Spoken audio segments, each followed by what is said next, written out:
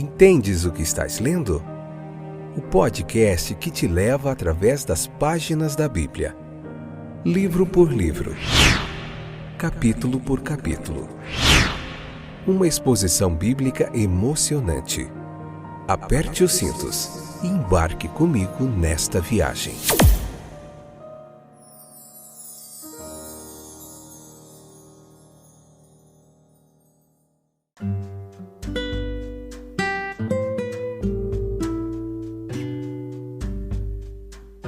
Olá, gente boa de Deus, tudo bem com vocês? Estou de volta, eu sou o Fábio e este é mais um episódio do podcast Entendes o que estás lendo. Já é demais essa nossa jornada de aprendizado do texto bíblico. Aqui você tem um estudo sequencial, capítulo por capítulo da Bíblia, uma interpretação histórico-gramatical do texto. A gente parou em Mateus capítulo 15, parte 2 hoje. Então você fique aí até o finalzinho, tem muita coisa legal para a gente aprender hoje. Mateus capítulo 15, parte 2. Leia o capítulo 15 do livro de Mateus, depois vem para cá, convida mais gente e vamos juntos continuar aquilo que Deus tem colocado nos nossos corações.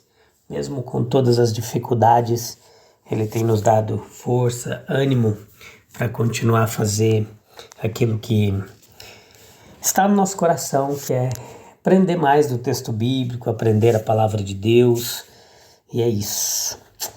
A tônica da verdadeira devoção, a gente vai falar hoje sobre sinceridade, vamos falar sobre religião, sobre religiosidade, um teminha complicado, vamos falar sobre a fonte da contaminação, como os fariseus entendiam tudo errado, interpretavam tudo errado a respeito do texto bíblico. A consciência, quando ela está pervertida, ela vai confundir a fonte de toda a contaminação.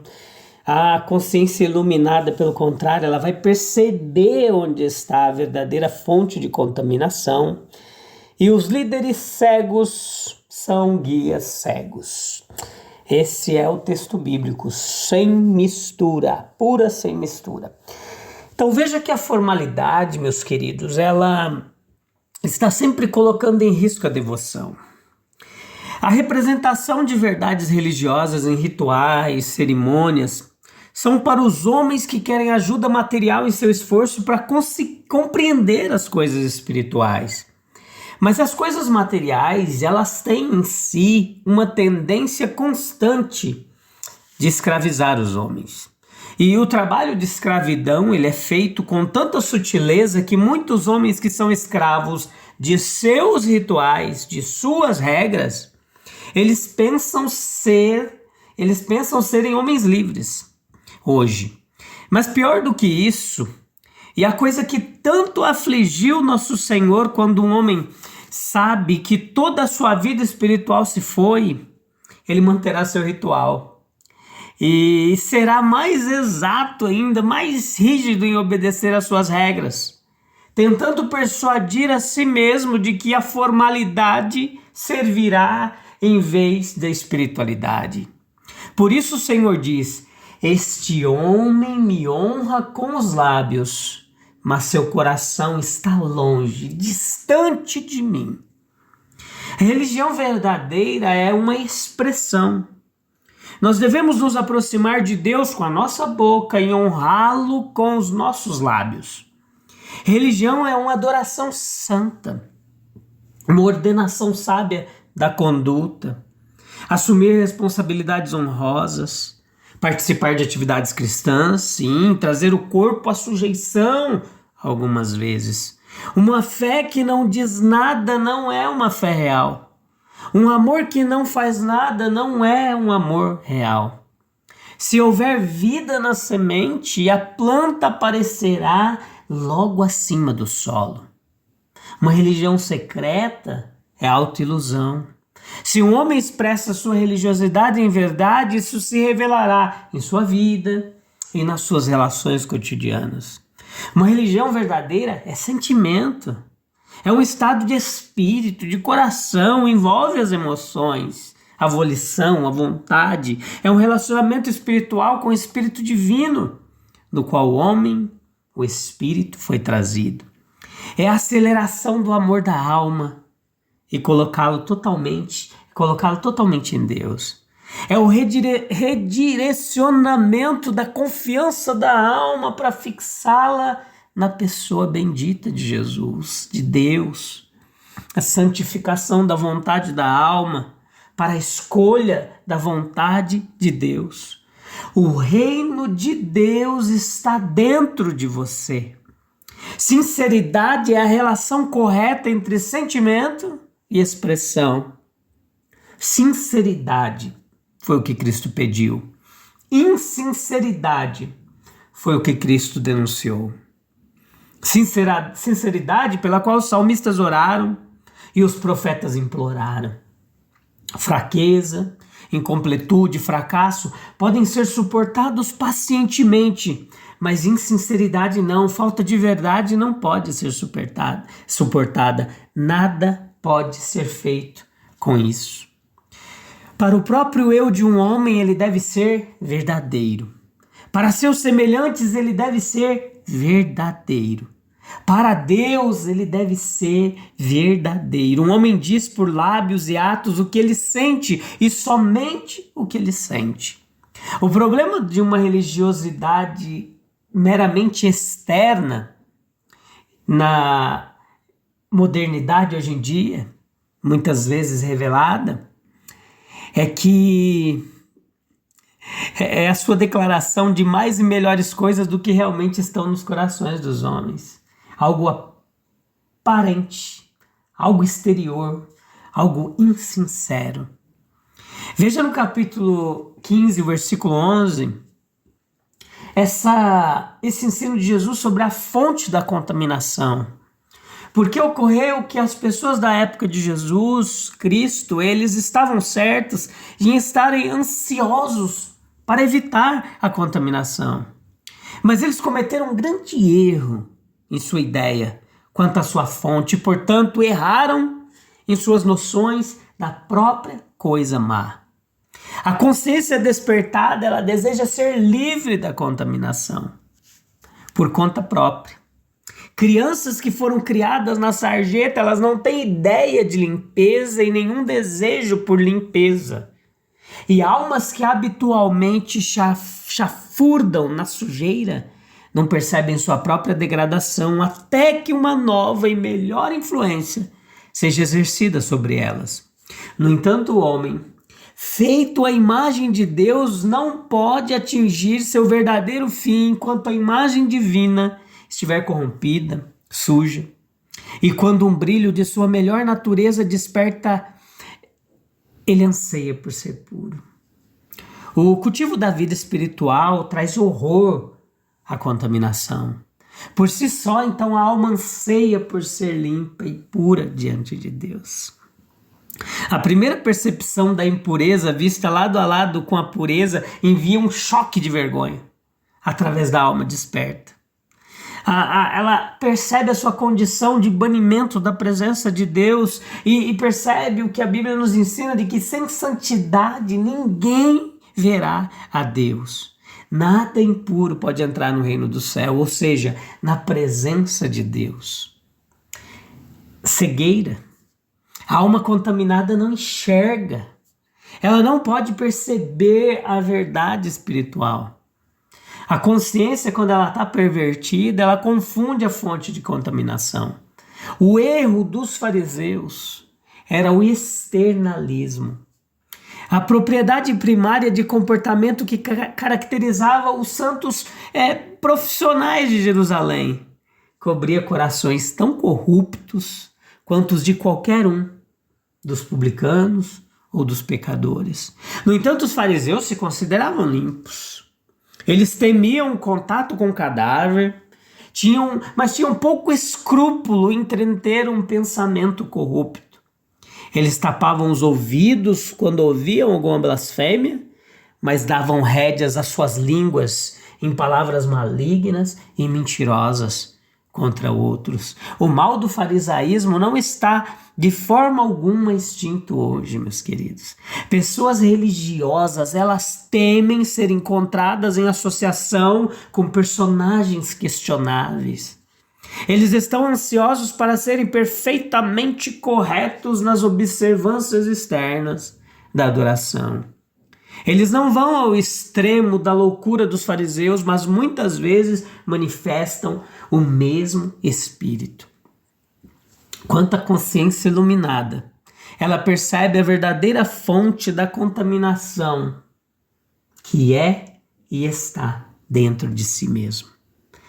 Faz parte da obra de Cristo despertar, guiar as consciências dos homens.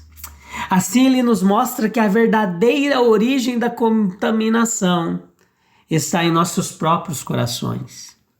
Uma fonte contaminada sempre despejará uma inundação de água contaminada. Façamos o que pudermos para limpar o riacho. Por outro lado, uma fonte de água pura lavará rapidamente qualquer contaminação casual que caia nela.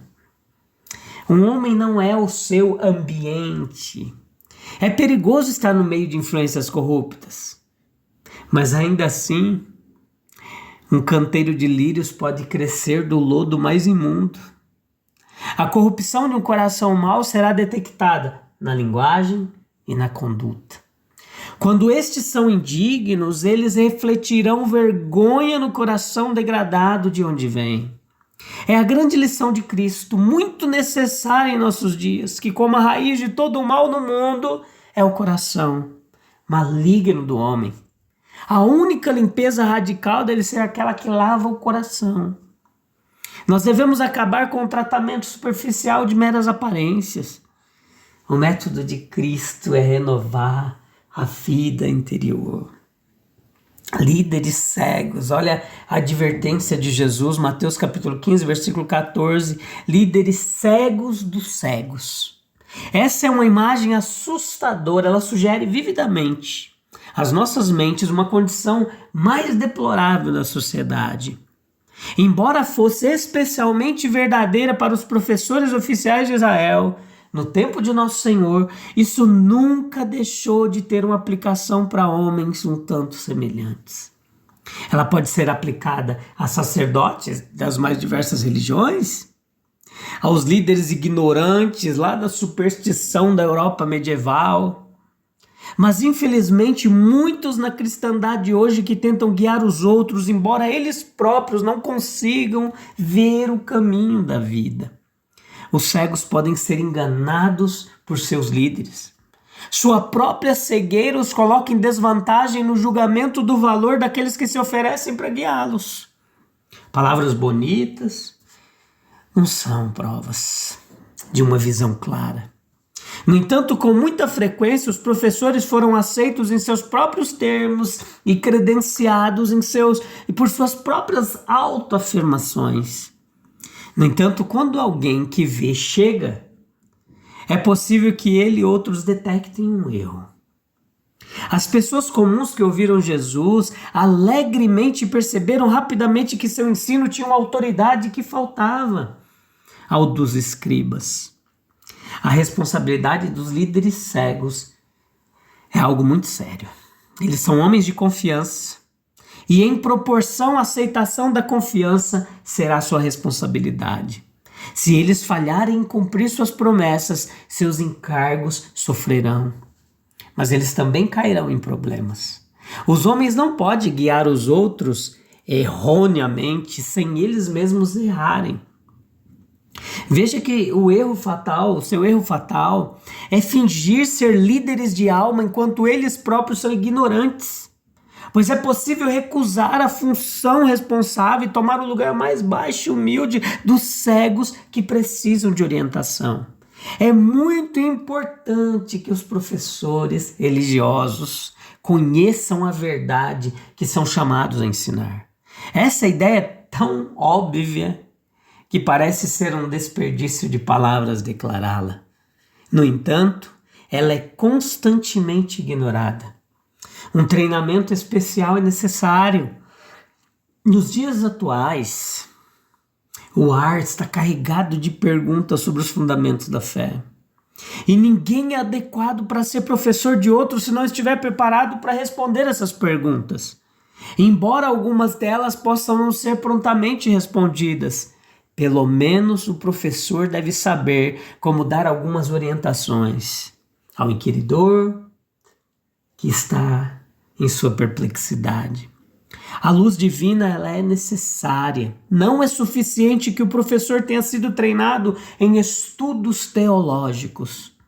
Esses podem tê-lo deixado em uma escuridão da meia-noite.